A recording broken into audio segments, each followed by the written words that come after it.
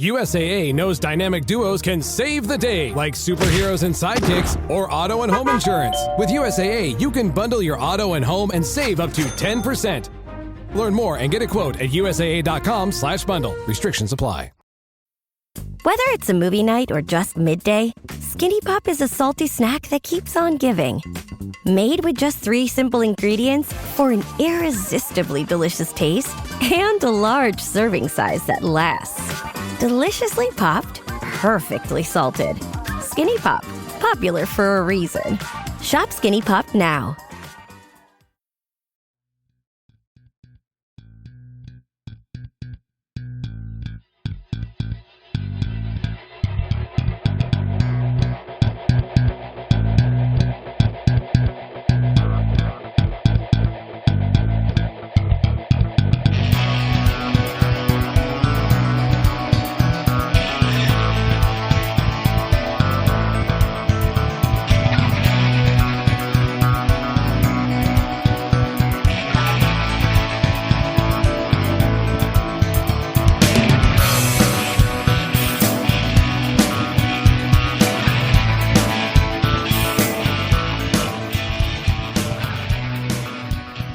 Welcome back to the Boundary Corner podcast, along with my partners Brian Siegler and Jonathan Talley. I am Curtis Wilson, and we are part of the College Huddle Network. This episode is brought to you by Dr. Jeremy Counts down at the Counts Family Pharmacy, your friendly neighborhood pharmacy, 301 South Main Street in Blacksburg, Virginia. And y'all know what I forgot to do? I forgot to text Jeremy and figure out who won the PS5. Damn it. That person's going to taking it away and never sending it to me. Man, you are slacking, man. What are you doing? Well, I got a sick kid at home. Both my boys had baseball on a Monday night, so I'm running all around. My wife had stuff out at her school. It was a long Monday. That's why I forgot. Hey, man, I can imagine. We got some celebrities already in the audience here. We got Andretti with us. We got Chris out there. You know, New King is. You know, New King's coming tonight. Go ahead, look at him. Look at him. Oh man, it's okay. It's all right. It's all right. Oh boys. How y'all doing, Tally? I know you at a baseball. Yeah, man. Baseball tournament this full week. swing sports. Son is. He's starting on JV at quarterback now. So last night he had a game. So Mondays we're playing games. Saturday we were in Cleveland, Tennessee. Had to go to Cleveland State to go to his first showcase where coaches were available. So coaches really can't talk to 9th and 10th graders yet in baseball. So they just observe and put people on their watch list and things like that, can talk to the coaches a little bit. So it was pretty cool, though. He hadn't picked a bat up in 2 months. Oh, wow. Hey, just go play. You know what I'm saying? And it was a lot more relaxed than I thought it would be for him because he just went and played. And he did everything the right way. So that was cool. But it was hot. I thought I was going to pass out. I was definitely stealing Gatorades out of people's coolers. If you got a cooler and it's got Gatorade and water in it and I'm around, I'm drinking it. I'd rather drink your Gatorade than fall out. So I will borrow this. I'm going to borrow this. You can get this back later. I wasn't even telling them, though. That's what made me feel bad. Like if I was telling them, I just see Gatorades and I just seen coolers and they were full and I was like, right. I'm a coach today, buddy. I'm getting in this. I'm going to press this button here. I'm going to get me a little bit. Yeah. See y'all later. Right. How y'all feeling? I know Curtis said he's been all over the place with the boys and mama and all that. Brian, what about you? What you been got going on? Last week was crazy. This week is a little bit slower. To that point, I did win some money at work last week doing the hackathon. So nice. Good stuff. Excited about that. That was probably the best part of the week because the weekend got here and it wasn't as pretty as I wanted it to be. 2 big L's in fantasy football. Obviously, we know what happened on Saturday. The Colts won, but looking at who they're playing, that didn't really give me a whole lot of faith. So it could get worse for you. You can be a Titans fan. And Will Levis can be your quarterback. At least I ain't got Will Levis, man. That Jesus Christ, man. I can't, dude. I can't win for losing. It's pitiful. Our high school team lost, my college team lost, and my pro team lost. I'm about to start picking different teams, man. We got to do something different. Oh man. But I know we got behind you. I ain't far behind you. My college team lost. My pro team, my fantasy team is the only thing keeping me happy. I'm 3-0 and crushing the league right now. Well, that's pretty good. That's pretty good. Well, all I got is I put out an all-time low in fantasy. Oh yeah, man didn't break. Y'all 60. In the same league. Yeah. He didn't break 60. Brian. I did not break 60. All-time low. You playing that thing like I do. I had people in that was hurt for the season, all type of stuff. They're like, "Hey man, you're supposed to change people out." I don't play. I ain't got time. I ain't got no time. You gotta let your son manage. I'm getting screwed by the auto sub. It's not working for me. But this is in the other league. I had a legitimate starting lineup and just nobody did anything. Right. Hold on. Y'all, my tight end put up a 0. He played like 60 some snaps and put up a 0. Bad. Hold on. It could be worse though. Oh, yikes. Ooh. I mean, hey, y'all got to win week 1 though. Yeah, I was going to say, they beat us. They beat us. They beat the Titans. So, again, I can't handle it, man. I'm just tired of it. But I know we got a lot to unwrap here. It's going to be a great night, as great as we can make it after a loss. Everybody's seen the game. They know we lost. But I wanted to start, and again, I told y'all I was going to bring something on y'all. So, I want to start, and I want to ask y'all a couple of questions. We're going to go with Curtis first. Oh, God. We're just gonna run down the offense and the defense because I've seen a lot of people putting blame or saying, "Oh, it's a lot of people to blame." But whenever I ask, like, who's to blame? Who do y'all think? What needs to be fixed? I can't get a straight answer. Okay. So why not start it here? Did our running back room do enough to win the game? Our running back room did more than enough to win the game. Okay. More running back, Brian, would you agree? I agree. Okay. Did our quarterback room do enough to win the game? No. Not this week. Okay. Did our offensive line do enough to win the game? No. That's I see. Kind of a crazy question, you know. Given everything else that we're putting together here, they did not do enough.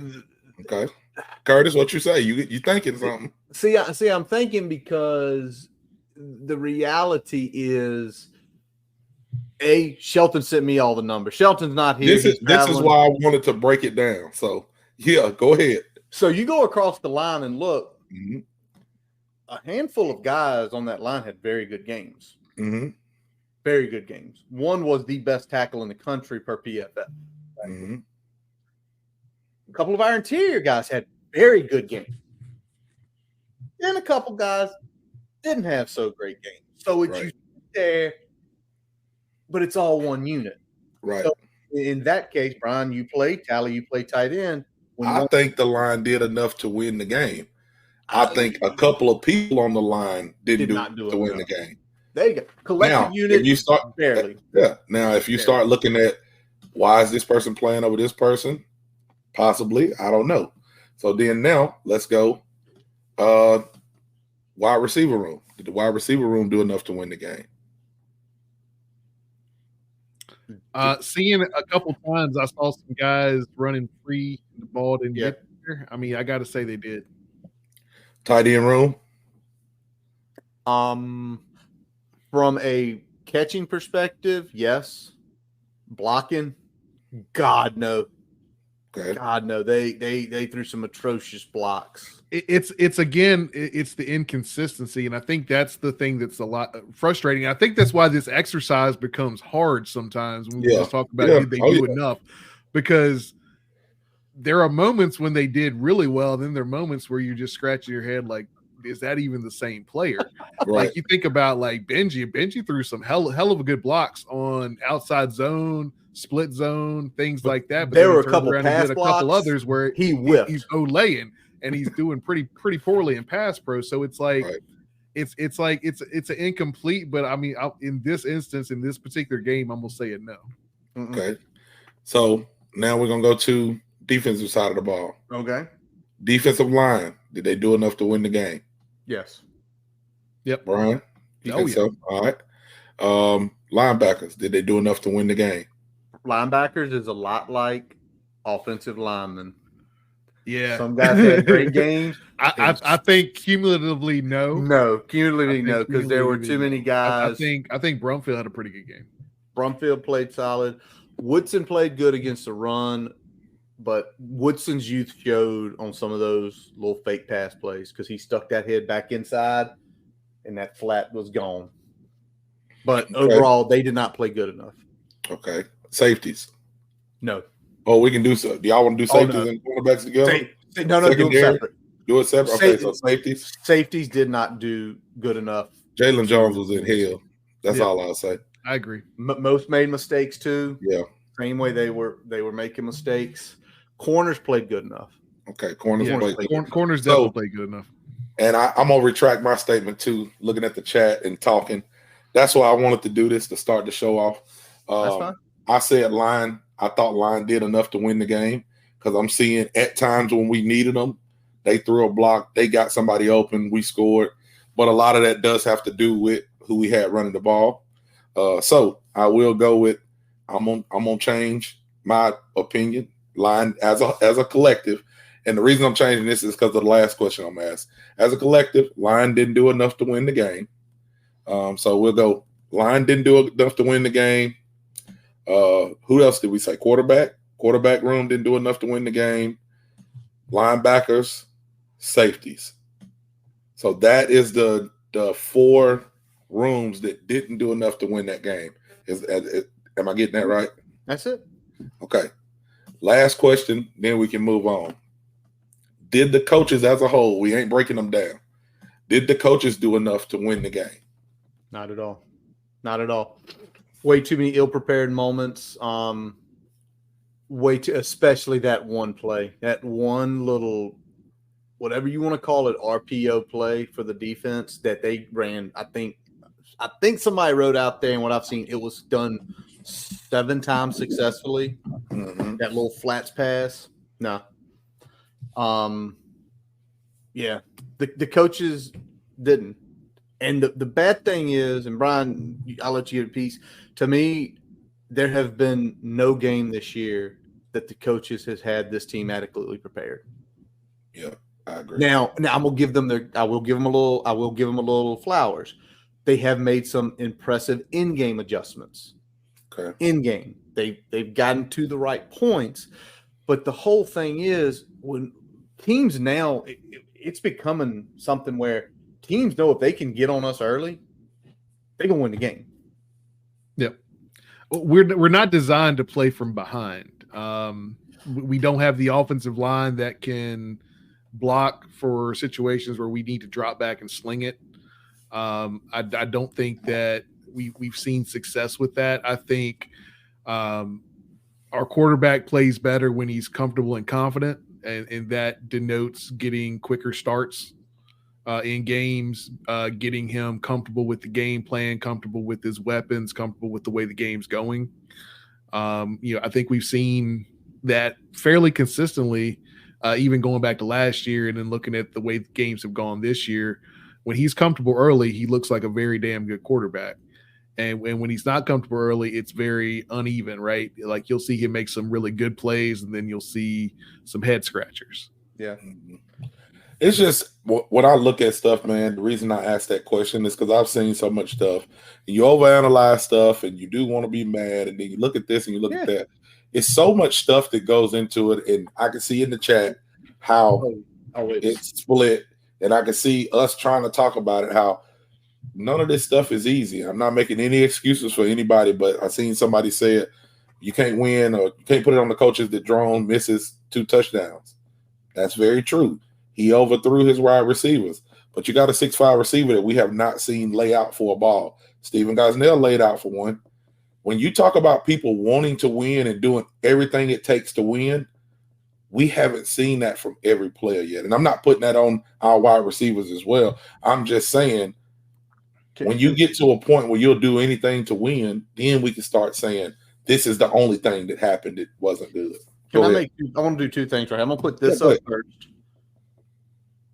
Talking about that RPO. I can't blame that on Marv for the RPO. If Woodson, it's on him. It's not on Marv. He can't make them execute on the field. Right. But, Yost, I love you, dude. We talk all the time. When it's 8 for 9 for 100-plus yards, that is on the coach. Because if you're not sitting there adjusting to maybe put them in a zone concept or line them up further outside, that's on a coach, or the coach to say, listen, you just stay with him. I don't care about the run. That's coaching on the sidelines. And if you look later, there was a correction to that because he did stay with the tight end later. Yeah. And, he turned it up and the quarterback turned it up, got like a 10 or 15-yard gain on a run where he kept it. So, I mean, they did make some adjustment at some point in the game. But, again, it's the same play. It's 8 of 9. I think it's a little bit of both, right? I think we could have been a little bit quicker with identifying that as a problem for us. Yeah. And making those adjustments a little bit quicker. I'll take a quarterback having to turn it up and run than getting it to a tight end or way into their right route wide open in the flat, just being able to turn it up. And in some cases with that wide receiver getting a little bit of a push there, having a big lane in the alley. So I think it's, like I said, a little bit of both. I think you got to look at coaching and being a little bit quicker on that adjustment, but it's still the players got to go out there and make the play. Yep. And another thing, too, is if you would have told me we held Kyle Manungi, whatever his name is, under 100 yards, I think we win the game. Hell yeah. Ever since you had Rutgers on the schedule, you thought this is what we have to do. We have to stop the run game. Even the run game as a whole, I don't know what they had. What they have, 150 or something? 153 on 52. So they were. I thought they would run for 300 yards. Yep. Easy. Same. So I'm not saying that's an excuse, but if you prepared to play them a certain way, that's what's in their heads. You know what I'm saying? That they're the kids that you have on the field are prepared to do this job. Now, it takes some time to get them. The coach can adjust, or he can tell them to adjust, but it takes some time to get it to happen. And sometimes it just takes athleticism. Think about the last play, their last offensive play. I won't say last offensive play, but the play before they kicked the field goal at the end. We were beat. Woodson was out of position. He had ducked down inside. But him wanting to win and him being athletic enough to to redirect and go and save a touchdown. Mm-hmm. First of all, that's a testament to him, but also, I mean, sometimes players just gotta go through it, and you got some young guys that's inexperienced. You also got some old guys that are experienced and still screwing up, but it's a lot that went on in that game, man. And I understand the knee-jerk reaction to be mad. I'm more pissed than probably anybody that watched the game, and I didn't even watch the whole game. I had to go back and watch it. But I expected to lose the game. I hate to say that. I never want that to come out of my mouth. But last week, if you go back and watch the show, I said, y'all, I think it's going to be a close game. And I just don't have the confidence that we can pull off a close game because of our coaches. So I wanted to start with that exercise just so we can get the juices flowing a little bit. I know we got a lot to get into. We do. But that's what's been going through my mind since Saturday. All of that. You know what I'm saying? And it's not a let's say he did it. There's nobody that sits on Twitter that can tell me exactly why we lost this game. No. And I want them to, so I can be like, yeah, you're right. But everybody's saying fire them. This is another thing too, and then we can get started. I didn't see the J Lane fumble until yesterday.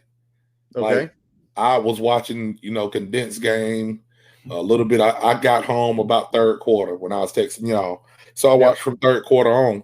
But I went back and said, let me see this fumble. Man, that's just a player making a play. Like, I didn't even know when his hand hit the ground and the ball bounces out. I didn't know that that's a fumble. I was like, oh, he's down. No, the hand, any other part of your body can hit there. Man, sometimes that's just hokey luck, I guess. You know what I'm saying? Do we really fire the special teams coach for that play? Some of the other stuff maybe, but for that play, a player trying to make a play and just not getting down, I guess. Yeah. Brown can't cost that fumble. Yeah. I think that's a big problem that we see sometimes is that when we're emotional, we tie everything we see is indicative of what our problem is in our head. So like we've got in our head, Stu's a problem. We've had special teams miscues. We have this. And you got to get your shit together. Yeah, Stu definitely has done his stuff here. And that's a discussion I think we'll have later. But I think I said it earlier. Sometimes you need to use a knife, not a machete.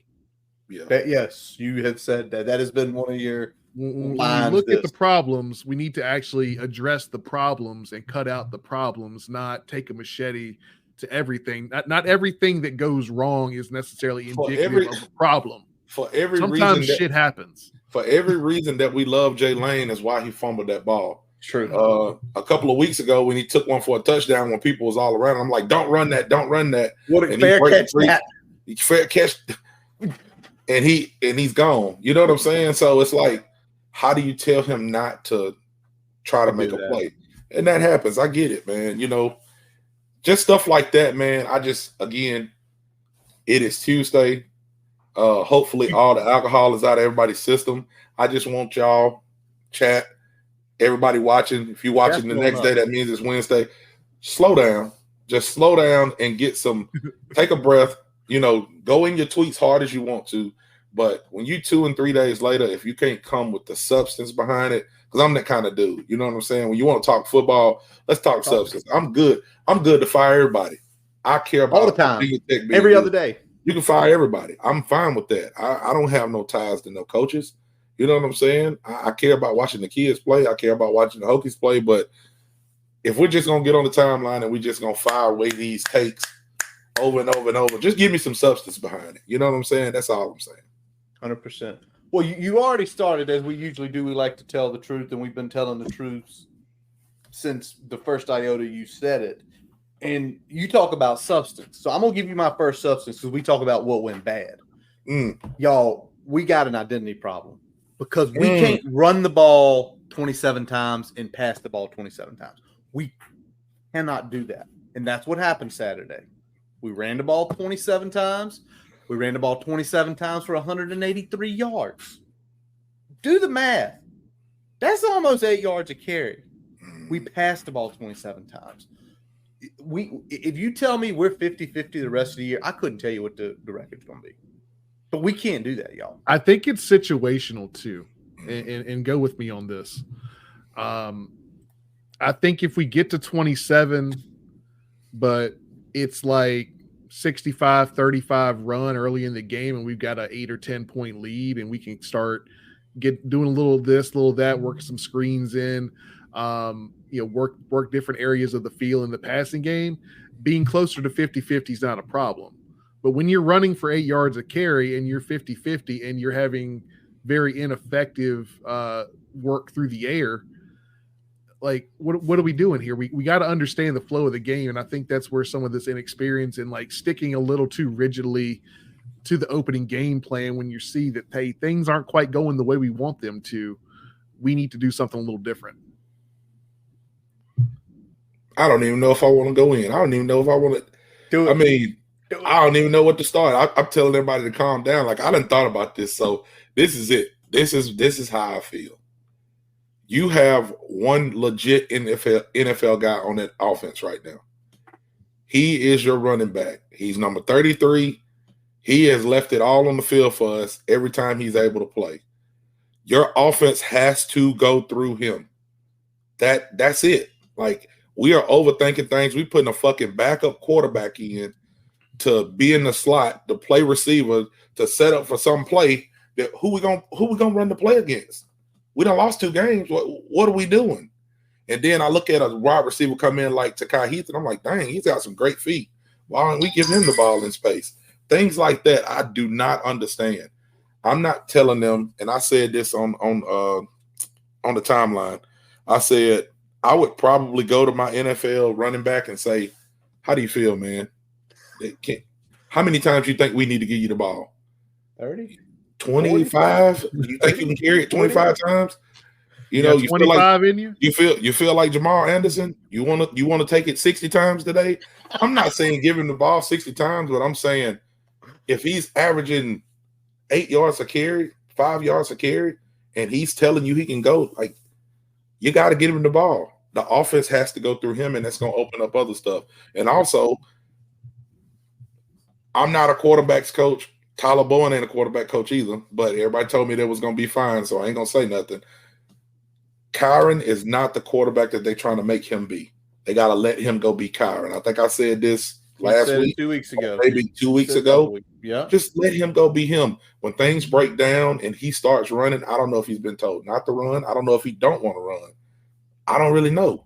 If 33's hurt and he's 75% and he's still giving us what he's giving us, I still got to say, hey, man, can you go?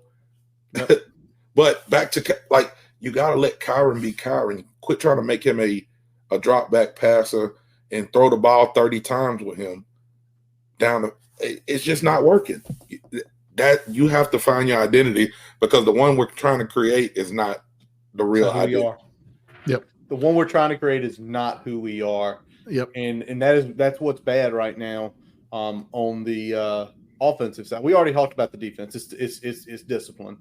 It's the discipline of staying with your man, staying committed. And it's not once, it's not twice, it's not 2 games, it's 3 games. Because that ODU game, we saw it on that one play.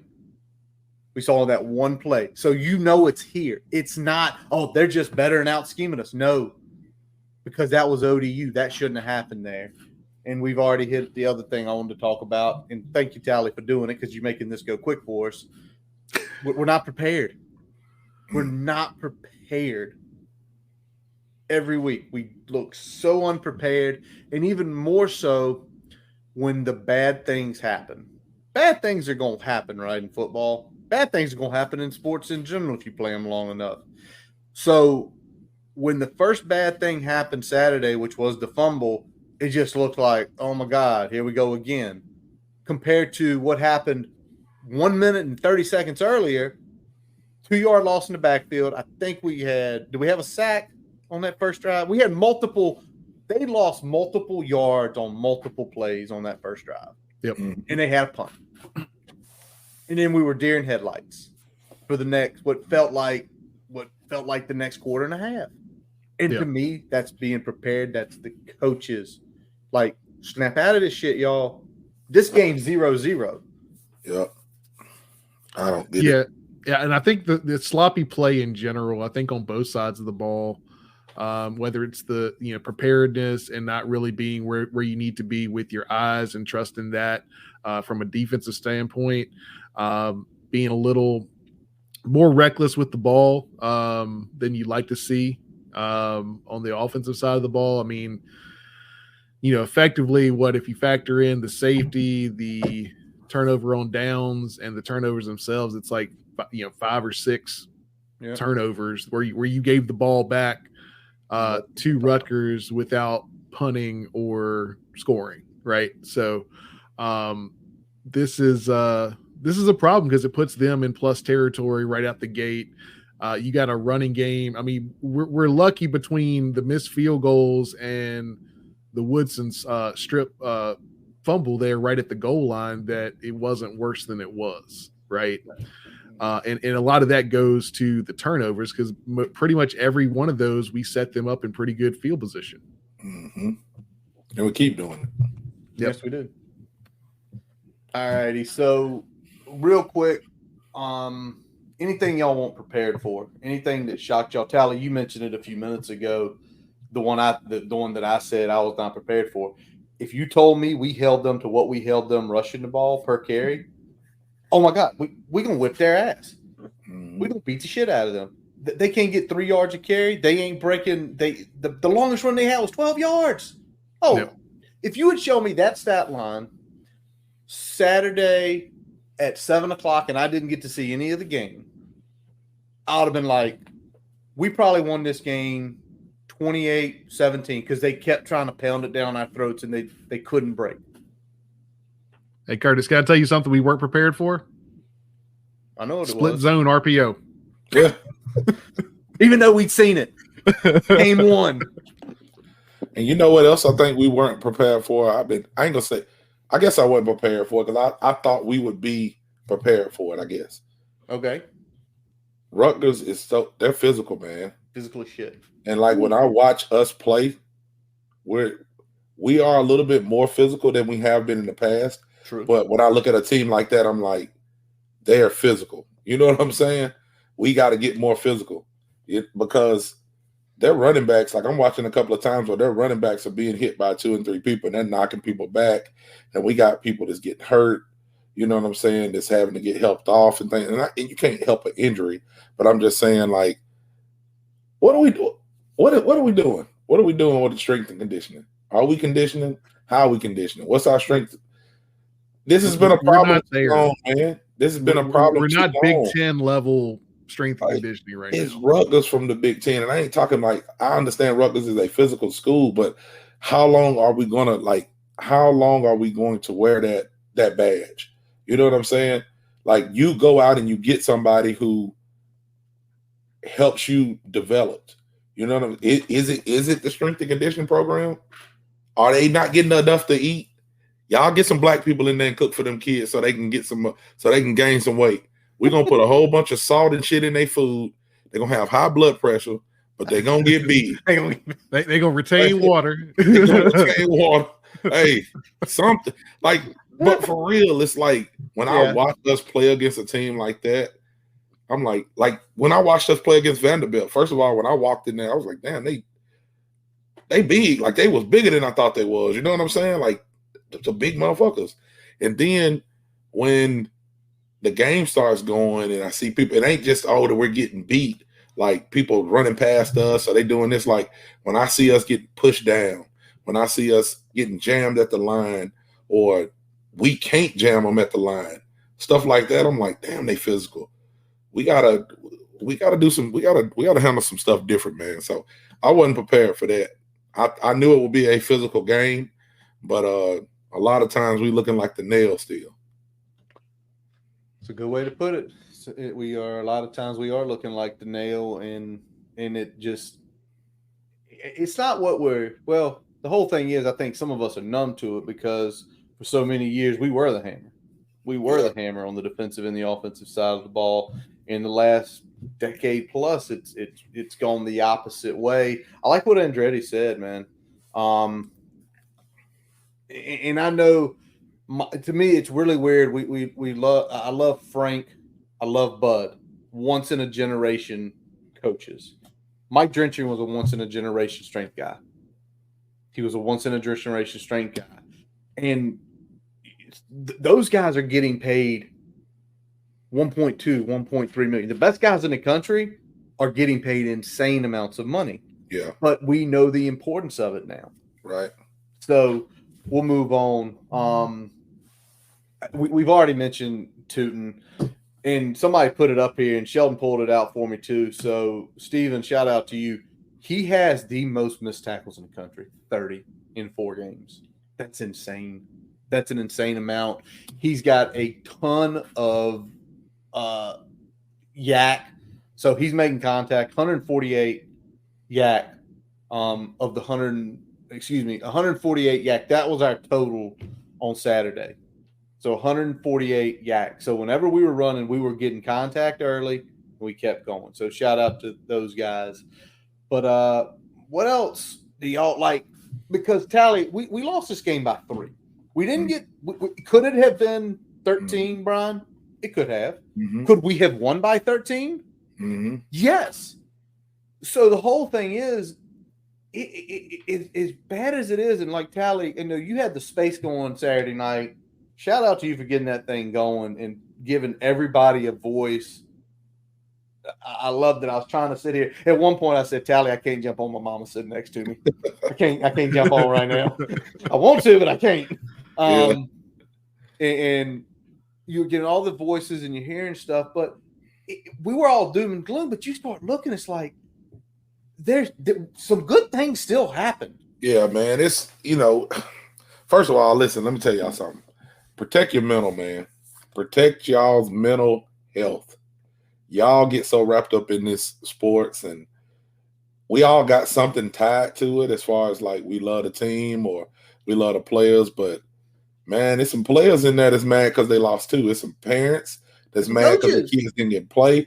There's some coaches that's mad. So, man, they're not just having parties and happy that they lost either. So, you just got to chill out sometimes, man, with just how it used to ruin my, like, before I got deep into my son's sports, because now he's old enough where it's serious, it used to ruin my weekend. It used to ruin my week when we lose a game.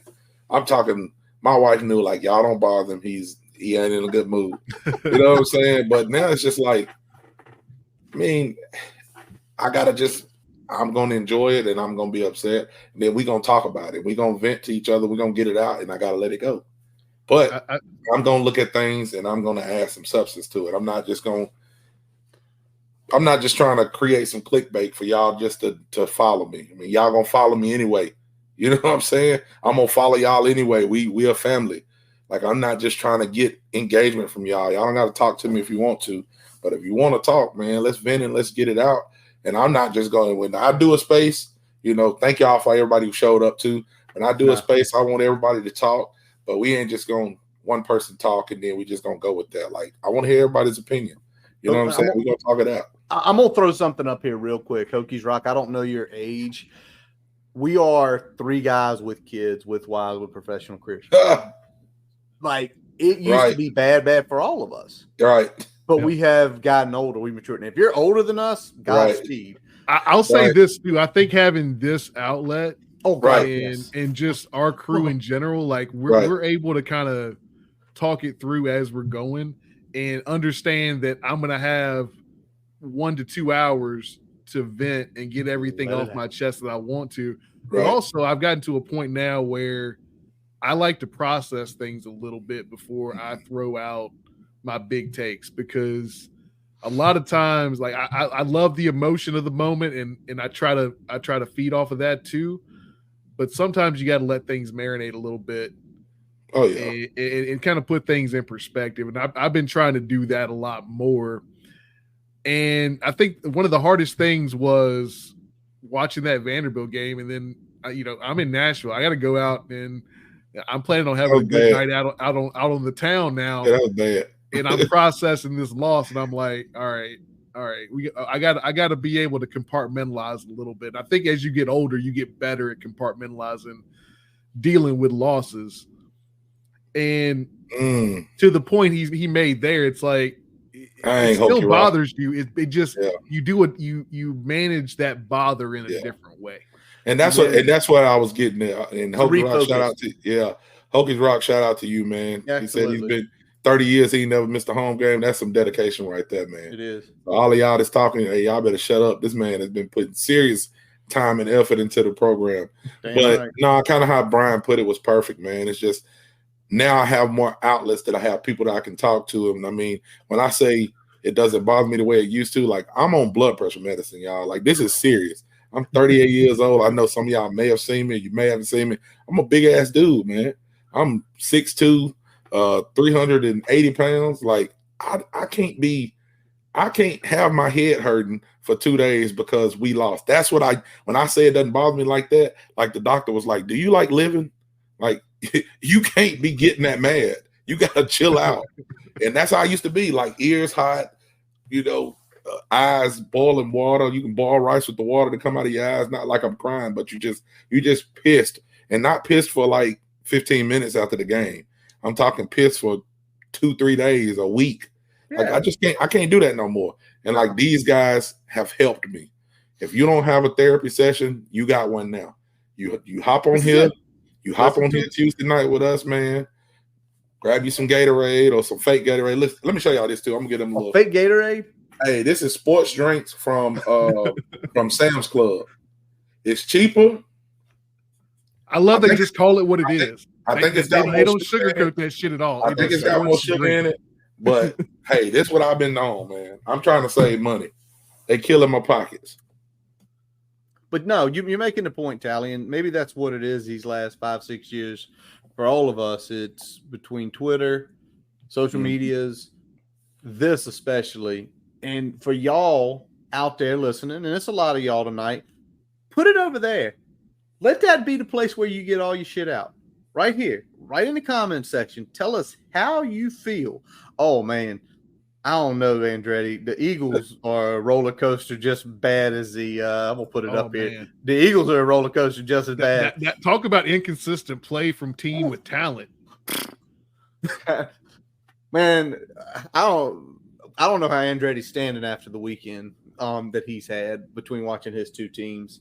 And I like what Steven said. Steven, this is the first time I've seen your name in here. I'm going to put you up for a second time tonight. Support them. Because trust me, you got two guys on this podcast, in Brian and Tally. They played collegiate football. Nobody's going out there wanting to lose, right? Those guys are giving it everything they've got. But they are 18 to 20-year-old kids. Go back to what you were doing at 18 to 20-year-old to 22. Think about your mentality at that point. Yep. And I don't think the money being involved plays that big of a role for me personally.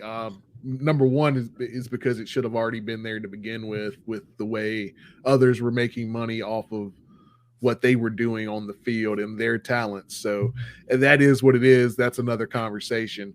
But, I think the thing we like to do, and I think the thing that we do pretty well is that we're going to give you our honest opinion about what's going on, who's doing it, why it's going on. But it's still all love. Like, we love this is still a family. We're talking about the team. We're talking about you guys. We're talking about the whole entity of Hokie Nation. So it's all love. We all want the same thing. At the end of the day, everybody wants the same thing. Everybody wants to win football games. 100%. 100%. We got just a couple more things to hit here before we jump out.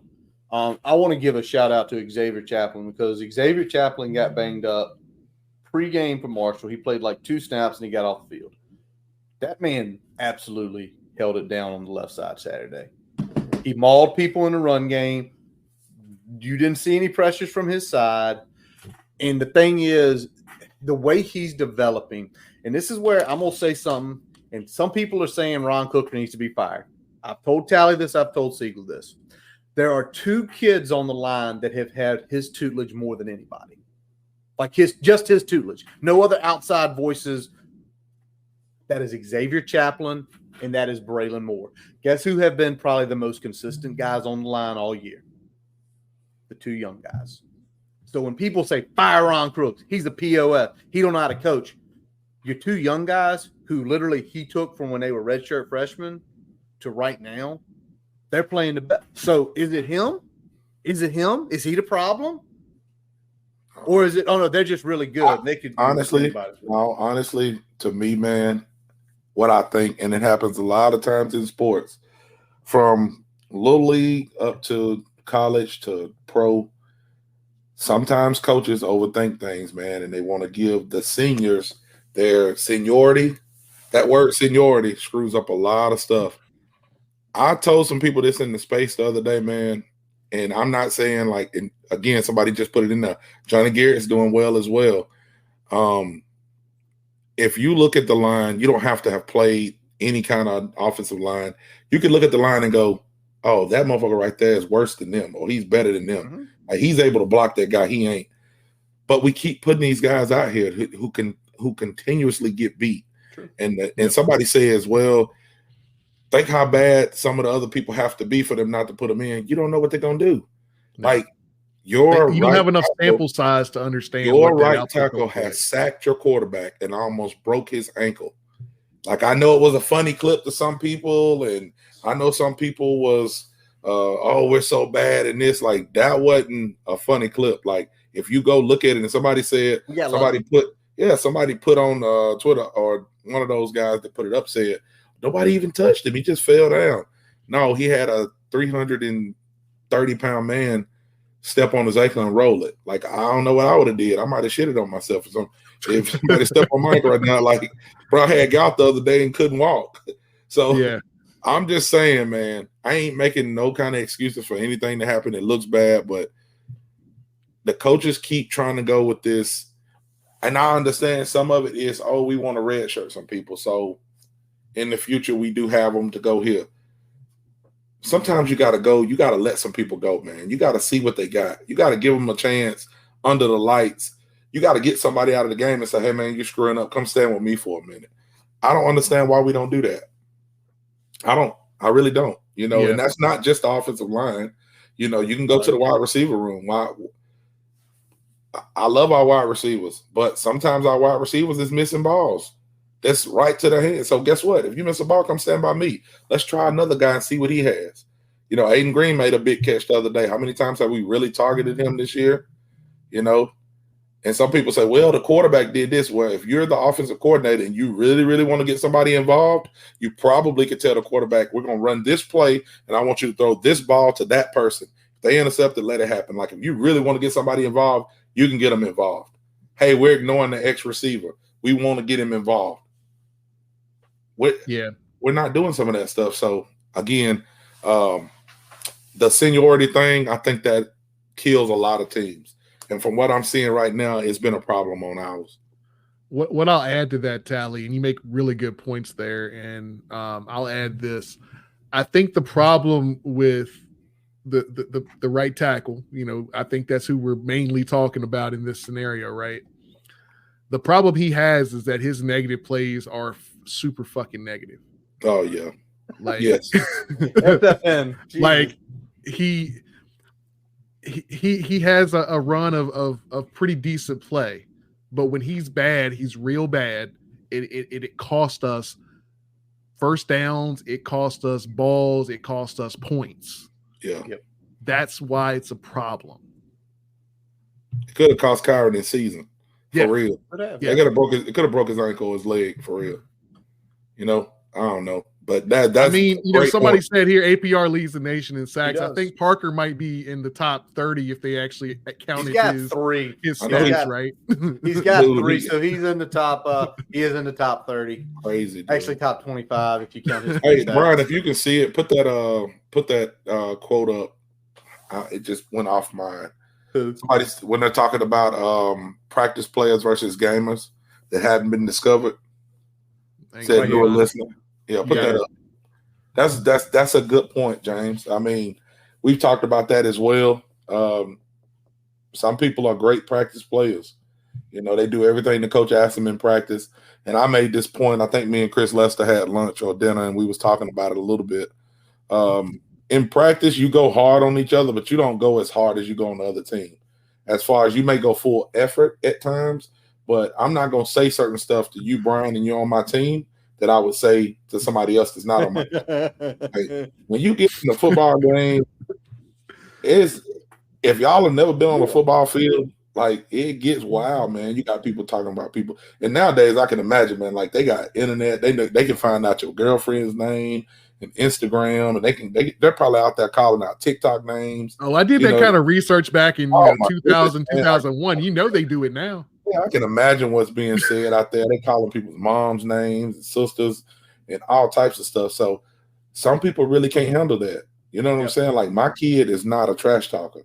He's just not that kind of guy. You know what I'm saying? So how is that possible knowing you, man? How in the world? He can't handle it. Like, he's got better at it now, the older he's got, but he gets so frustrated he's going to start crying. You know what I'm saying? Not crying as in like, oh, I need to talk to my mom or dad. It's like he want to fight somebody. I'm like, you can't. You got to play. You got to play through it. You know what I'm saying? So if you want to get in his head, especially basketball, you want to get in his head, you got to talk trash to him. So some players really can't handle that. They can't handle that aspect of the game, and it could be going on in the game. But you don't know that if you're not putting people in or you're not taking people out. Because I'm telling you this, if I was playing against number 70 and I seen some stuff he done in the past and I seen what he looked like, I'm gonna make up all kind of jokes against him to try to make sure and also if I've watched tape on him, I'm mixing in a bull rush and a spin move because he can't every time. Yeah, we're gonna go dance, buddy. You know what I'm saying? How you like this merengue? All right. We're gonna wrap it up here in just a minute because believe it or not, Andretti's put up a good question, and I want us to go around because we always talk about what we can do better moving forward. Well, it's not us, it's coaches and the players, and we can talk about a bunch of stuff. But he threw this up here, and I'll lead it off. Are we comfortable with the coaching staff to pull us out of the depths of where we are? First of all, this is not the bottom. We are not yet at the bottom. The bottom was Marshall last year. That was the bottom. Because at that point in time, does everybody remember what the record was at that game last year? We were 4-11 under Coach Pry. 4-11. We walked into the Pitt game last year. Every single one of us, I think, with the exception, I can't remember back. I go look at it. I said we were going to lose. Like it's over. This shit's over.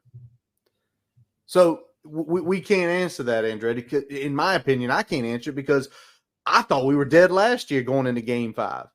And then the next thing you know, I'm going to a bowl game. Yeah. Well, it depends on your question. It's a good question, but it's a great question. Are we comfortable with the coaching staff to pull us out of the depths of the bottom? They can pull us out from where we are. You know what I'm saying? What we look like now, but can they get us to where you want to be or where we think we should be? That's a better question.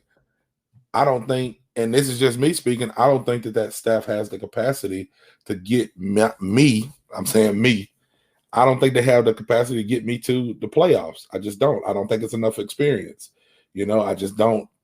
I think Pry is a great motivator. I think he's a good salesman. He has done wonders for Virginia Tech. I'm sure if somebody probably posts numbers and stuff about engagement and money, he's probably raised more money. His engagement's probably good. From where we were, that's a great thing.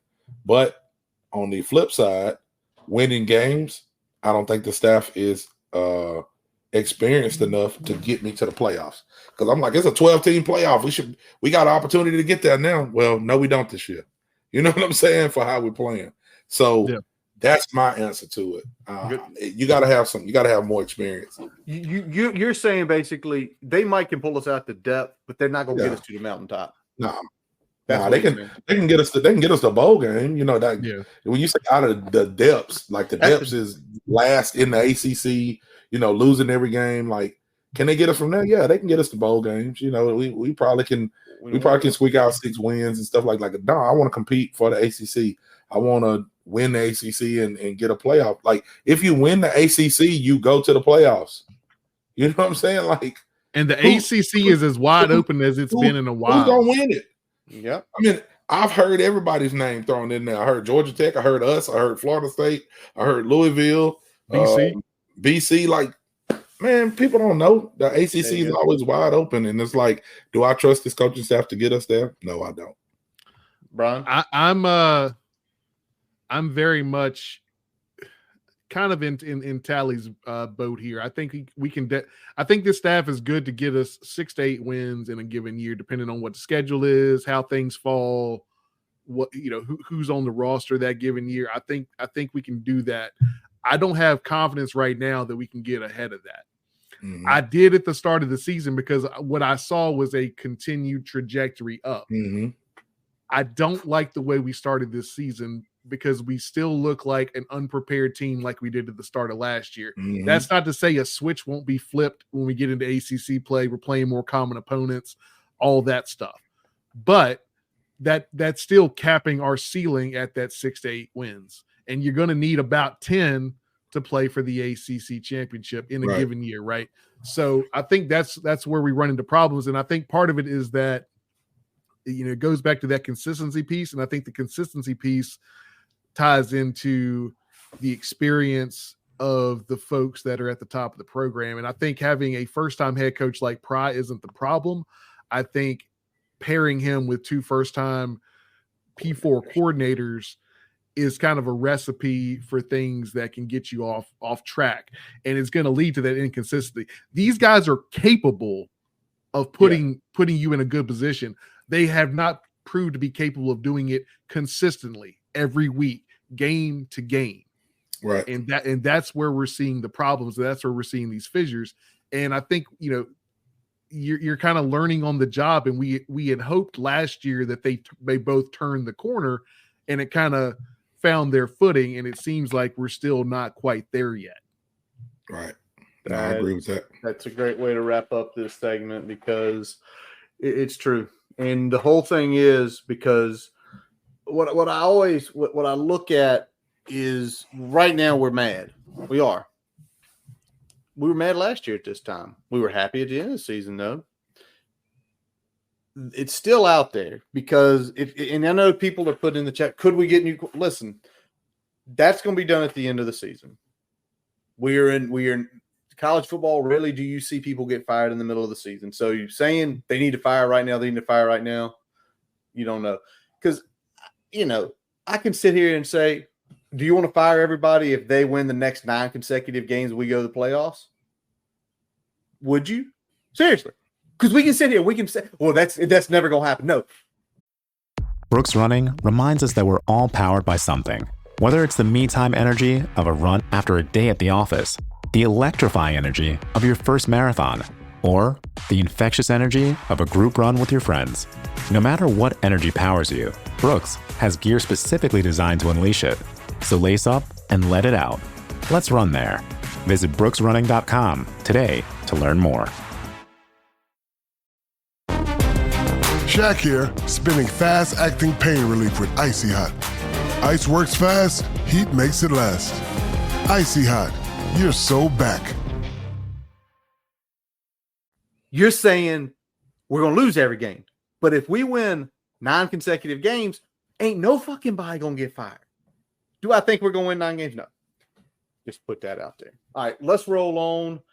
We are brought to you by Counts Family Pharmacy, your friendly neighborhood pharmacy located 301 South Main Street in Blacksburg. Go by, see Jeremy.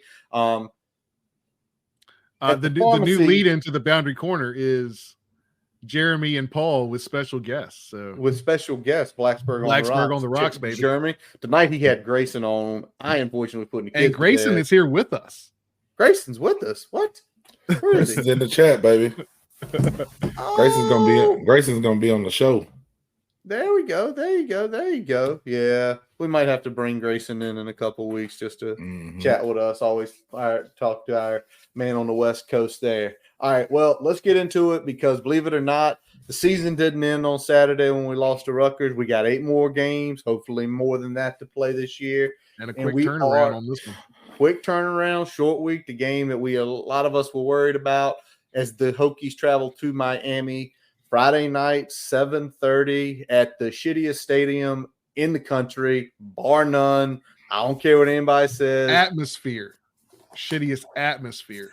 Whatever you want to call it. So let's talk about this team because they are currently 4-0, and I believe the poll came out they're 5th or 6th in the country.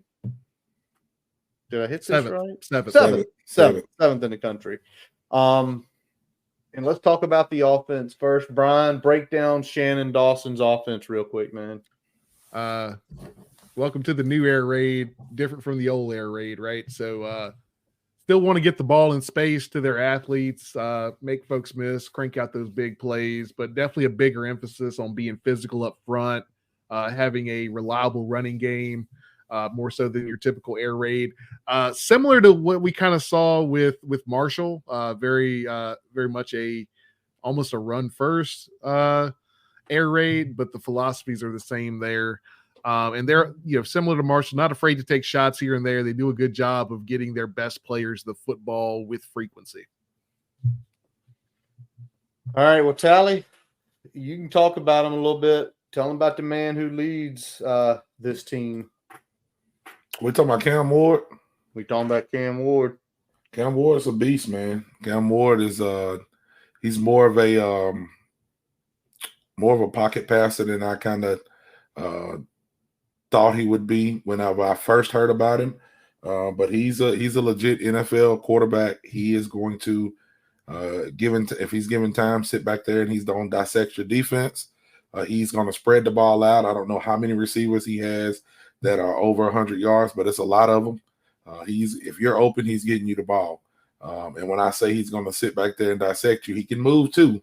He's not just looking to take off running, but you can't keep him in a box. He's throwing it underhand, overhand, underhand. Like, he's legit. So we're going to have our hands full. Yeah, and if y'all really want to know about Cam Ward, he came really to fruition in 2022. He was incarnate word. He was the quarterback at Incarnate Word in 2021. Yeah, two seasons in FCS. Went to Wazoo. Had some good seasons there before going to Wazoo, real good seasons at Wazoo, and now he finds himself down in Miami.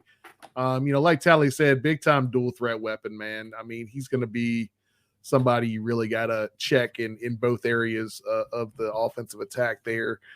Good accuracy from any launch point, so he'll be able to throw it on the run, throw it from the pocket, whatever you want to see. Got a good mix of arm strength and accuracy. Does good on both design runs and improv, even though they don't run a ton of design runs. Is a little bit of a gunslinger. He'll try to get it in there, but those risks are usually calculated. He doesn't turn the ball over a ton. And kind of similar to drones, he can get a little sloppy with his footwork. Sometimes his processing is a little slow, especially when looking at those zone looks. So can have some holes in his game there, but definitely going to be probably the best quarterback that we look at all year. Well, it's the truth. And I mean, if you look at his numbers this year, y'all, and I'm looking strict at stats, 4 games, 1,400 yards passing, 14 touchdowns, 2 picks. He's going over 11 per attempt, which is unbelievable. He's only ran the ball 12 times. Hey, he's only ran the ball like 12 we got times. Robbie in here saying what I kind of thought and almost put in my notes. What's that? Oh, man, don't say that. By the way, I believe he was someone they did try to get back in 2022 to come here. I feel like it was a big he was push. offered. We tried, damn it. But let's talk about now a couple of his weapons. Xavier Restrepo. Let me just. I'm hoping somebody for Xavier Restrepo, we can get to somebody, just his numbers the first 4 games this year. So the first 4 games for Xavier Restrepo, if y'all have not been paying attention, Xavier Restrepo, he has 20 receptions already. He already has 360 yards. He's already got 5 touchdowns. He's averaging over 18 yards every time he touches the ball. Some other things about him as well, and this was sent to me by our wonderful buddy Sheldon. He's not a terrible run blocker. He's got a slightly above average grade in run blocking. And I didn't get to watch the tape. I'm trying to pull data points. Brian, what do you see on him? Tally, anything you've seen from the games? I'll let Brian go first. Yeah, I mean, I think the big thing, he's their primary slot receiver. His big plays usually come after the catch. He's a guy that can move really well. Possession receiver, but still has that running back type vision, very similar to Jay Lane, where he can find those gaps in the defense and turn short plays into big plays. They got a couple guys outside that do run the deep stuff, and that lets him operate a lot more open, kind of in the middle of the defense in those intermediate areas. And he definitely makes his hay there and does a really good job of turning those things into big plays. Yeah, and that's just what I was going to say. I mean, talking about him, he's their guy. He's making a lot of stuff happen, but you got a lot of people around him. You got Horton is going 6'4". You got the tight end, Arroyo, who's going 6'4". Like, they got some big targets. He's not a big target. He's like 5'10", 190, good size, but he's not a big bruising receiver. But when he gets his hand on the ball, he is a playmaker. So we're gonna have our hands full, man. Yeah, I mean, we are. You talk about Horton, Sam Brown, Arroyo. Like, every time he's touching the ball, it's 20 plus. Like, big shots downfield for him. This is the Miami they've been telling us about for 15 years, and it might come to fruition. Yep, might. They still got to go out there and win the games, but I'm starting to finally see talent with consistency happen. Now, granted, outside of Florida, not a ton of heavy competition, but I mean, we've seen the same thing and haven't done as well on our end. So it's not exactly we don't have a big leg to stand on from that standpoint, but they've been really good in every outing so far. And it's really hard to poke a ton of holes in what they've done so far. 100%. Well, not only do they have a great passing game, they also have a pretty freaking good running game. Basically, they're led. Damian Martinez is kind of their rock carrier. He's gotten 40 carries so far, averaging just under 5. But then they've got Mark Fletcher, who's gotten 20 carries, averaging close to 6. And then there's Jordan Lyle. And Freshman Jordan Lyle. Freshman Jordan Lyle. What else you got on him? Jordan Lyle's got 3 touchdowns so far. He's got a 91-yard run. He's averaging 8 yards a carry. He's only touched the ball 29 times. Already has 233 yards. Like, if you got that many people over 100 yards, somebody's blocking, man. Same thing I said about Rutgers. Like, they got 4 backs that's over 100 yards, that's almost 5 yards and up carrying the ball. And again, some of it does depend on who you're playing. But, I mean, look at who we playing. We ain't got that many backs with that many yards. So, Jordan Lyle's going to be, and Martinez as well, because they're bigger backs. Yep. Both above 6 foot or right at 6 foot. Now, Martinez, they say he's going for like 240. Lyle isn't that big. He's more of a speed guy than Martinez is. But when I'm talking about being physical, like, this isn't the Miami of finesse. Like, they gonna hit. We're gonna have our hands full. Yeah, Lyle's got that kind of like he's big, a little bit taller, kind of like Adrian Peterson, where he's a bigger back, but still with good speed. Whereas Martinez is truly kind of a bruiser. So it's interesting to see. I mean, Martinez has the more carries so far. Lyle definitely more of the home run hitter. And he's a guy that he's gonna take those big plays to the house, man. He's not playing around. All right, I'm gonna throw this out for you, Brian. I know you watched some tape, and so you can give us a little bit more background. But overall, it's impressive to look at their pass block grades. You got Francis Magoya. I know I'm butchering his name. 87.7. Carpenter, the center, 86.8. Cooper, the one of the guards, 85. McCoy, 79. Their worst pass block is Markel Bell. He's gotten over 160 snaps. He's still at like 65, which is slightly above average. Now, it is interesting to see. So I kind of want to get y'all's taste because y'all look at the trenches when y'all watch a game. Y'all both have always told me that because their run grades aren't as good. Although there have obviously the 3 backs that we've mentioned are putting up good numbers. So from y'all's take, from Brian, when you watching tape, Tally, you watching the games, is there any opportunities to potentially make hay against this O-line? I mean, I think the big thing we're about to do is penetrate and get those early down tackles for loss. I think that's definitely the recipe to get them out of what they like to do in the running game because they still, with that quick passing game, if their running game, it just has to be effective for them to be able to occasionally take those shots downfield. And that's where they can turn some of those other big plays outside the numbers a little bit. So it's going to be important that we do well on those early downs and get them out of their schedule and make them have to get rid of the ball a little bit quicker. All right. Yeah, exactly what Brian said. I mean, you got some talented people on the defensive line that can, create some havoc, but they're getting the ball out quick. And if they come out and they're able to throw the ball wherever they want to, and you start trying to play the pass game and you're not able to put extra guys in the box to stop the running backs, you're going to be in for a long day too. So it's going to be fun, man. Yeah, Rivers must have been banged up. Rivers, significantly less snaps. We appreciate it, New King. We appreciate you telling us this because from the look of it, I'm so happy that he's going to be back. How does everybody come back? How does everybody come back against us? It always happens that way.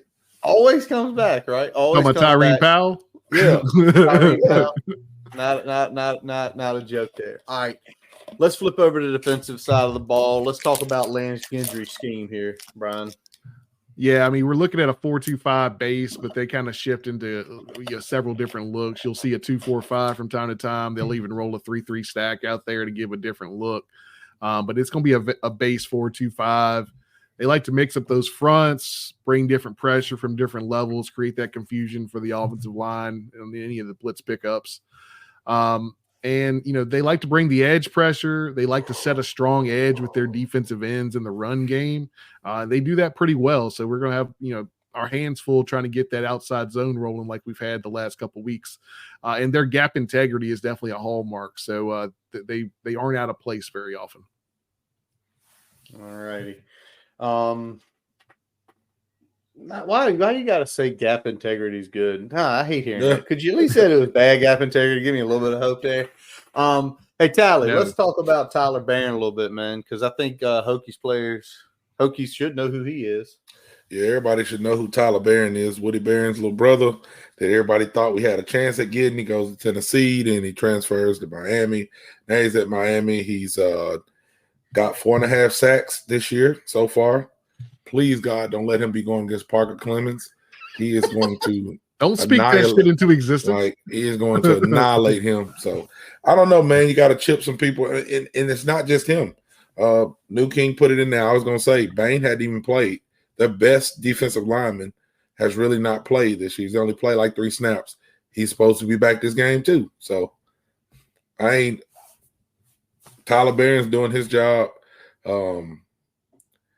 Line up in the wishbone. I don't know. Let's do the triple option. You know what I'm saying? Maybe let's do what Air Force do. I don't know. We gotta be creative this year. Maybe this is the week that we've been doing all this trick settings and stuff. Maybe we're gonna run something out of it this week. Maybe. We'll see. What else did you catch on tape of Barron? He's been pretty well-known prospect, man. Yeah, I mean, he's kind of got that perfect blend of size and speed, right? He's a big boy, but he still can move. Great get off, great high motor, like not easily fooled with misdirection. So he's a pretty disciplined player. Only thing he really struggles with, not great with his hands, especially kind of further into a snap if you kind of get on him, and can struggle with pad level from time to time, later in games. But, not a whole lot of holes in his game, and really a guy that you got to worry about in the run game and going after the quarterback. Yeah, and across the board PFF, overall like an 80 from PFF. You start getting into the 80s and you're pretty much consistently high 70s. You're fucking good, and it's not a joke there. But obviously he ain't the only player they got. You've got well, if I can find the name here, which I can't do, you got Michelle Powell. Michelle Powell, one of their defensive backs, a transfer from Washington. He was on the team to play for the national championship last year. And obviously, if you take a look at what he did last year, he had 3 picks for Washington. Obviously a key player in that team. He comes down to South Beach now. And what has he done so far for them on tape, Brian? Yeah, I mean, he's a guy that played some nickel and some safety on that Washington team, playing mostly box safety in this look. Really good coverage skills, effective in run support, solid tackler. When you look at him in coverage, I like him more in man coverage. He can be, a little suspect sometimes in zone, but he's definitely not a liability there. But definitely man responsibilities, I think he's a little bit better. And some of that can kind of go back to his history as playing that nickel role. He already got 2 picks this year, too. 2 picks, 2 games. And one of them was in the Florida game, if I am not mistaken. Yeah, I'm pretty positive. Yeah, I'm pretty sure he got it. I really didn't watch that game after what happened at 12 o'clock that day. I didn't have any issues not watching any other game. Right. All righty. Last man to look at here, Francisco. Is that who it is? Mm-hmm. Francisco. All right. Wait a second. I already said this name once. Wait a second. Are they brothers? We got brothers on the team? Yeah. Easy. You got Francis and Francisco. What's Francisco done so far on the stat line? You got that up, Tally? He's already. Yeah, it's looking like he's got 2 sacks already. He's got about 28 total tackles at the moment. Linebacker position, of course. He is, stands about 6'3", 230. He's able to run a little bit. Senior, so he's been around football for a while. And we're going to have, I keep saying it, we're going to have our hands full. Our offensive line is going to have their hands full. Brian, what you got on him? Yeah, I mean, he's a linebacker with great instincts. Definitely kind of a fringe NFL caliber player here. Probably a little undersized for most NFL schemes, but plenty big for what we're dealing with here. And he can kind of do it all. He rushes the passer pretty well, plays the run coverage pretty well, decent in pass pro coverage as well. So I'd say, probably his biggest attribute, he's a really great lateral defender. He moves side to side very well. And sometimes he does struggle to match up in man coverage. That'd probably be his biggest weakness. But other than that, solid linebacker overall. Really going to be a tough guy to hang with. Yeah, and he is literally their best PFF graded run defender. So clearly those instincts show off. Clearly the numbers that you've got there, Tally, it's telling the story. The guy's a good linebacker. So there are some of the key players. Again, come on, New King, thank you. Thank you for a couple of the infos there. We know y'all should beat us, but y'all still trying to be hiding stuff. Like, why y'all trying to hide stuff against us? We ain't that good. All righty. Well, we got that done. Let's get into the keys for the Hokies, because you still got to play the game. And we still have to play the game. We've seen crazier shit happen before, but Tally, for you, what is your key this week for the Hokies? Got to find an identity, man. Got to find an offensive identity. Got to figure out what kind of team you want to be moving forward, whether you win or lose the game, and you got to go out and you got to execute that identity. What we've been doing, not working. Yep, and not working out the gate. I think that's the big thing. Is the game plans are rough. But I'm going to go a little bit of a different area there. I'm going to say we got to limit game altering mistakes. Whether that's turnovers, whether that's not being able to stop the same play 9 times. 8. It was only 8. Well, they ran it 9 times. They only completed 8 of them. Yeah. And they ran it again, and the quarterback rushed. So it was still a successful play. So I'm counting 9.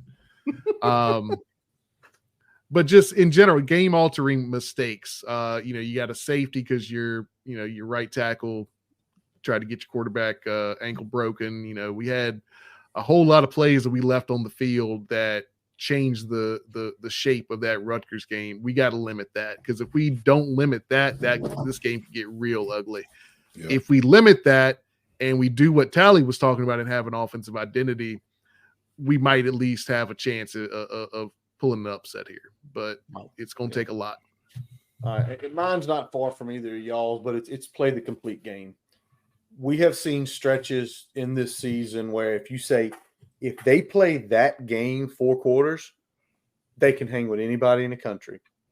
But then there's been those quarters where it's been like, they play like that, they may lose to the worst team in the country by 10 points. So it's play that complete game, come out strong, make the adjustments quicker. And to your point, Tally, and it's both, right? If you come out, you got your identity strong, okay, that's something you can take out of this game going forward, because that's what we've got to find. And this is the week. If you can find it this week going forward, absolutely wonderful. Brian, to your point, the game alter mistake, because it's not one game, it's 2 games this year. Those huge mistakes have effectively cost us the game. Those huge mistakes have effectively cost us 2 games. So if you keep that and you play clean, maybe you do have a shot. So who knows? But as always, we give our predictions, and we are not the homers of it. Tally, I'm going to let you go last on this one, because I always let you go first every week. So I'm going to let you hear what other people got to say first. And I'm going to go ahead. first. That's fine. I do not see us winning this game. This was one, even in the preseason, I said we would not win. I do think it's markedly close. I think it's at 19.5 right now. I think it's a little closer. I think a 38-28 loss, unfortunately, for the Hokies. I guess it's my turn. Then it's you. Yeah. I think when we were looking at this, Robbie's got up there, the Hurricanes coming through. I don't know if that's going to necessarily impact the game. We'll see, to be determined. But just looking at kind of what we've seen, what we know at this point, I don't know if I can trust this offense enough to hang with these guys for 4 quarters. I've got us losing this one by 2 touchdowns, so we still get under that spread, but we don't quite close the deal. It's going to be 41-27 Hurricanes. Yep. So I have us losing this game 42-28. I think that I'm not going to do it. But if I was betting, I would bet on us to cover that spread just because it's so big. And the Hokies like to break my heart. They won't just go lose a game by 40 points. They won't just go get beat by 28. They want to make it look decent. They want me to be invested a little bit more for a couple of more games. So I got a feeling that, we're going – if anything, I think it looks like the North Carolina State game last year. I got you. Where, kind of that kind of looking game is what I feel. We look ugly early, we pull close, and then they fade us at the end. Us at the end. Exactly. All right. That's our predictions. Feel free to throw yours in the chat boxes there. See if anybody's feeling us this week. All righty. Let's move over because that game's on Friday. And I know we're going to be sad and we're going to be potentially grieving Saturday morning, cursing on Twitter, being mad, texting each other. But we get it out of the way early. We get it out of the way early and we get to watch games on Saturday. Tally, you got baseball Saturday? I know I got baseball. My daughter's birthday is Friday, so she's coming home Saturday. And I have been nice enough to go shopping with her. Aww. So I will be doing some shopping and eating lunch and spending some time with her on during the day. I got to get back home to watch Bama and Georgia. All right. Or somebody's house. So you see, I'll be up in Annapolis. Yeah, you're in Annapolis. I'm gonna be here. I don't know what Maryland Ren Fair. Oh man, we got baseball in the morning. I think early afternoon. So I'm gonna see all the 3:30s and night games. So, all righty, here we go. Oh, Andretti, you kill me, man. You kill me. All right, let's go, big screeners. Not a good game. William. All right, first one. New King's pounding his chest a little bit too. A little bit too. All right, Brian, you got the first game of this big screeners. Where are we going? Hey, we're going to Notre Dame, baby, little South Bend, Louisville, Notre Dame. Line is 6.5. I saw Louisville play, and I was impressed, man, this past week. And I bet against them in that game. I'm not going to do it again, so give me the Cards. All righty. I also bet against them in that game. I did not get to see any of that game, but I think the Irish got snapped back to reality, and they focused on actually doing what they do. So home field advantage, 6.5 points, definitely a big step up for Louisville. Give me Notre Dame. Notre Dame wins this game by 10 points, but probably going to be if you can tally, if you guys get back early shopping, this probably I think will be an entertaining game to watch. Yeah, so Notre Dame for me. Shelton's got. Shelton has Notre Dame as well. I am going to join my brother Brian and say Louisville in this game because I thought Louisville have always been like Louisville does, but they look impressive this year. So I got to go with Louisville. All righty. Miranda's riding with us, Tally. And Jason is joining Curtis and Shelton. So we got a full 3-3 split here. Brian, first one. I know you want me to hit at the end, but I got to mention last week real quick how everybody did. They did not put – did Sheldon seriously not hit one right? I thought he rode with us on a couple. I don't think so. Yeah, I don't think so. Dang, Sheldon. What's wrong with you? Well, Tally, everybody should have played you last week. Tally went 4-2. Brian 3-3. Miranda 2-4. Me and her same 2-4. The Music Man made some money last weekend. He was a very happy camper until he lost it all on the NFL bets on Sunday. He went 5-1. Only one he didn't get right was his music pick, and he says USD does not know how to party was the text we got. Yeah, Saturday. They do not know how to party. Right. Know how to party. All righty. I got the next game. I'm going to Happy Valley, where it is a ranked matchup, Penn State versus Illinois. I wish I could have made it to the end of that game Friday night with Illinois, Nebraska, but I got sleepy. I stay up late on Tuesday night. I stayed up late on Thursday night. I stayed up late Saturday. I had to get some sleep in there. So Penn State, Illinois. Penn State laying 17.5 points. Brian, before we get to my game, what do you got on this one? Yeah, man. What the fuck is up with 17.5? If you gave me 13.5, I might take it. 17 is too rich. Give me the Illini. I'm with you on that. It is way too rich. And I know Penn State's that up and down team, but I think Illinois is well enough coached. They are well enough coached that they're going to say within at least, like you said, 13.5. Maybe they lose by 14, but they cover the 17. Shelton's riding with us. Tally, what you got? Yeah, I got to go Illinois as well, man. That's a lot of points. A lot of points to lay. A lot of points to lay. And you know what? Clean sweep, baby. The I formation. Tally. The eyes have it. Tally, we're going to run an I formation. I formation, man. We're getting Sam Rogers to come back there and block again. All righty. Sheldon's not here to talk about it, but a very interesting game out west with the Pac-2's Wazoo versus Boise State. Boise ranked 25th. Boise, Memphis, we're starting to figure out who probably is going to be the G5 rep in the playoffs. This is on the blue turf on Saturday. I believe this is a Saturday night game. Hey, I need to start putting the times when I send you this as well, so I know how late I'm staying up, Brian. On there. Sometimes a late night will do it, especially it's with a 10 o'clock. Yeah. It's a 10 o'clock game. I might be staying up till 1 o'clock on Saturday night watching this game. That's a good one. Boise lays 7.5 points at home. What do you think, Brian? It's just a little too much. If you gave me 5.5, I'd take it. 7.5 is a little too much. Give me a Wazoo. Same. I would probably go 3.5 because I think Wazoo has a chance to win this game outright. They won the Apple Cup 2 weekends ago, and luckily they got a San Jose State, not a Boise the weekend after, because they damn near lost the week after. Wazoo keeps it. Wazoo either outright wins it or keeps it extra close. Where 7.5, I'm gonna take it. Sheldon's riding with us. Tally, what you got? The half threw me off a little bit, so I went against my better judgment and picked Boise. But I'm gonna pick Boise, man. I had already thought about it and said, "Damn, I didn't see that half." The hook got after you. So we'll see how it goes.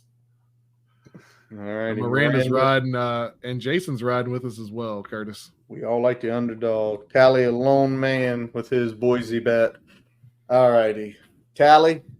UGA. A little bit different energy this year, man. I'm telling you, it's a little bit different energy. Alabama, brand new without Nick Saban on the sidelines. I mean, there's optimism, of course, because they look good, but also Alabama fans don't have that confidence that they've had with Nick on the sideline.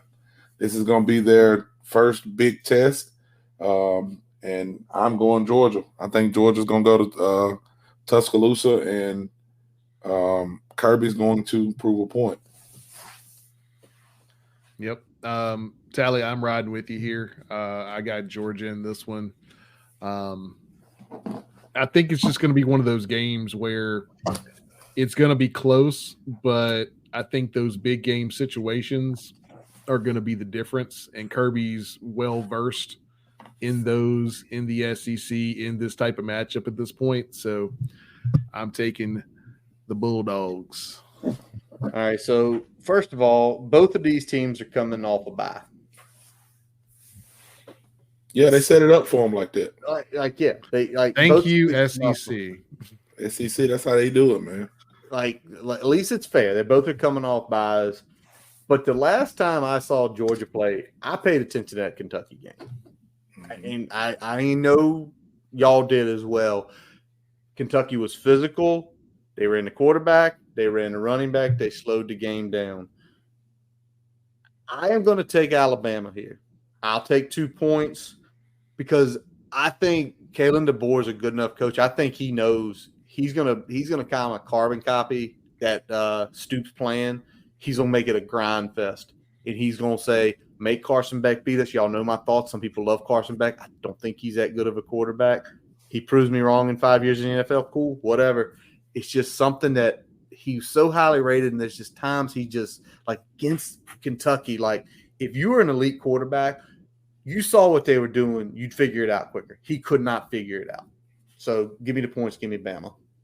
Everybody else. Everybody else riding with the Bulldogs. You're the a Lone lone Ranger. man. Let's go. All righty. Our wonderful writer, Miranda. If you have not been checking out our work, go to boundarycornerbt2.com to see her recaps and her insights on the game. Got another one dropping tomorrow afternoon.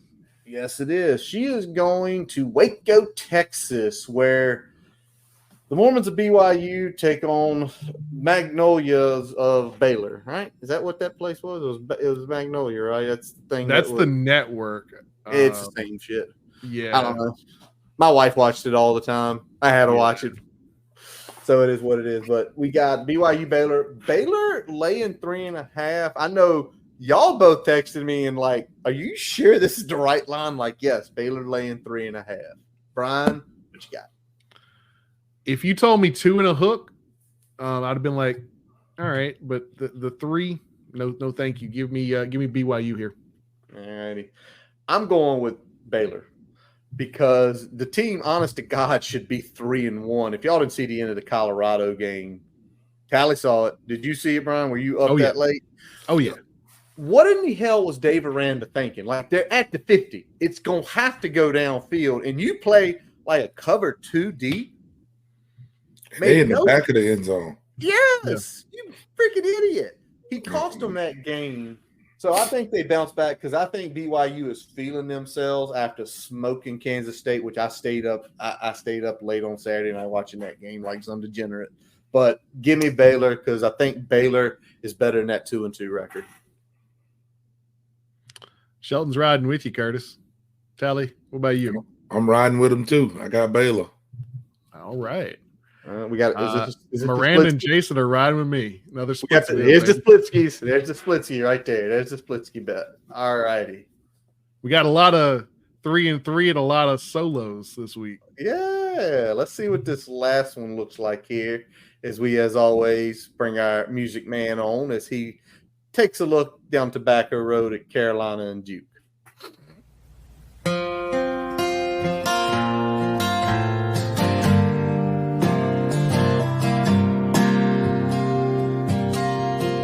In my mind, I'm going to Carolina. Ain't you see the sunshine? Ain't you just feel the moonshine? Well, ain't like a friend of mine hit me from behind. Well, I'm going to Carolina in my mind. Hey folks, welcome back to another week of Guitar Licks and Gambling Picks. I'm Jason Long. Now I know there's a big game in Alabama this weekend, but for my money, the greatest rivalry in sports, regardless of the competition, is and always will be Duke, Carolina. So I'm headed down to Durham, where the Blue Devils are laying 3.5 points against UNC this weekend. And here's the thing. I am a lifelong supporter of the Duke Blue Devils. This is a Trajan Langdon jersey, for crying out loud. So you know who I'm taking. As the saying goes, go to hell, Carolina. Devil with the blue dress on. Yeah, devil with the blue dress on. Yeah, devil with the blue dress on. Yeah, devil with the go Blue Devils and let's go Hokies. See you next week.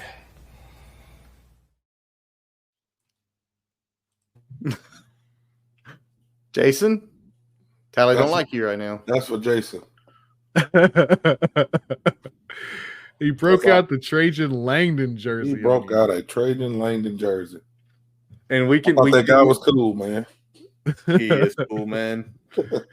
Remember, he's a Titans fan too. So yeah, he's just trying to find somebody. He's just trying to find somewhere to belong, man. He got to have a win somewhere, right? That's right. That's right. Somewhere. I can say legitimately. What is it? Langdon was late 90s Duke. Literally, he's had that jersey since we were like in middle school. It's not a lie. It's not a joke. Yeah. So when Jason started wrestling, he was wearing that jersey to middle school. Yeah. That old. All righty. So we got Duke Carolina. Duke coming off a win over Middle Tennessee State, and Carolina is a freaking basketball game, losing 70-50 to JMU. Crazy. Yikes. Crazy. Brian, what are you doing in this situation? It's Duke, man. It's got to be Duke. UNC's probably playing their third string quarterback. Again. They look like absolute dog shit on defense against JMU. I think even we could have put 50 on them. Not a lie. Not a lie. Let's ride with the Blue Devils in this one. Yeah, I'm with you. Carolina looks atrocious right now. So I'll lay 3.5 because, like you said, I think we could lay 50 on them. Duke lays like 47 on them and wins by 10.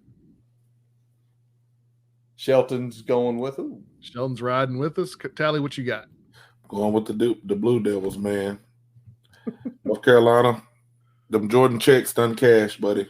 And bounced and they ain't enough. It's over with. It was fun while it lasted down there. Fun while it lasted. Not so much. Stay the hell out of Virginia. There you go. Hey, we got a clean sweep. Clean sweep on this one. There it is. Oh baby. Oh man. And there's the big board for everybody. Who did good? Who don't you like? Let us know. We've been a little up and down. I think I'm like right at 500 on the year so far. So now here's the officials. Right. You and Tally are about 60%. Y'all are hitting 3 out of 5. All right. I'm a coin flip. You just flip a coin, you do just as good. The music, man, I'm trying to get Jason's exact 7-12. Actually, Jason's doing really good because week 1 we didn't have him pick every game. Mm. So he's been picking how many games we do? What, 5 a week, 6 a week? 6 a week. 6 a week. So 6. He is 11 for 18, which is not too shabby. That's probably right with y'all about that 60% hit. He's doing a whole lot better than his NFL bets. I'll tell you exactly. That. Well, we have to. You aren't involved in that text chain, Callie. It's fun to watch Jason's NFL bets burn. Shelton and Miranda are at 41%. They are our low ballers. So, real quick, Brian, you have an announcement to make about May 7th. Yeah, there's a little bit of something going on May 7th. I think you guys have probably already heard of it, but Metallica will be at Lane Stadium, and I will be there. So let's fucking go. So did you get clean in? Because there's been so many people you see on the internet right now bitching and complaining about. I was like in there for 2 hours and I could not buy a ticket. So my first run at pre-sale was not successful, but second run was a little bit better. So that's where we are. First run, and I don't know if that was because I was doing it on my phone or what the hell. So I'll say this, and this will be something y'all might laugh at, but like, and I think this is a millennial trait, but there's certain things that you do on a computer in a web browser, and there's certain things you do on a phone. And apparently buying concert tickets is one of those things you do on a computer at a web browser. All right. Well, there you go. There's Brian's bit of advice there. All right. I'm going to look on Twitter here because we missed stuff last week. but it's all right. Anything breaking? Anything coming out here? Probably our hearts on Friday, but nothing right now. The thing is, 30 years, close to 30 years as a fan, heart been broken a lot. It's gonna happen, and it's gonna happen usually more than once because you care about it. That's the piece, you care about it, and you want to see again the young men that go up there. You want them to see do good. You want to see school do good. So that is what it is. All righty, y'all. If we got nothing else, I'm wrapping up this episode of the Boundary Corner Podcast, brought to you by Counts Family Pharmacy in Blacksburg. I'm Curtis Wilson. Ryan Siegler. Jonathan Talley. We are part of the College Huddle Network. Visit our website, Boundary Corner BT, to listen to all of our episodes. Check out Miranda's writings. Check the merchandise shop out. For those who, a lot of people in this chat tonight, new names. You want to know a little bit more about us, we've got our bios on there. Check out some of the old episodes to get caught up. While you're there, follow us on Twitter. Follow us on Facebook. We've got Instagram. Subscribe to our YouTube channel. And we are on every podcast source you can think of. So whether you listen live tonight or you're driving to work tomorrow, put us on. If you're heading to Miami later this week, put it on. Put it on the flight. Now, one thing we suggest. Heading to Miami, put some church music on. What kind of church music? Because there's different kind of church music. Some that where you praying. Swing low, sweet chariot. Some of that kind of stuff. I'm before to carry us home. Oh man, maybe they'll carry us home. Find the gospel music, throw it on there. Find something that. Let's see if we can find. Basically, Talon's saying pray for us. Pray for exactly. us on your ride, y'all. All right, Jason, y'all saw him play that little rendition there. Check out his website, jasonlawmusic.com. Where you can link up to everything he does, YouTube, Apple, Spotify, all his Facebook stuff is right there for you. We appreciate all y'all listening tonight. We appreciate all the stuff in the chat. It's always fun. We say it, regardless what happens Friday. Come back next Tuesday, put your grievances in the chat. Let's hear it. As always, regardless, let's go.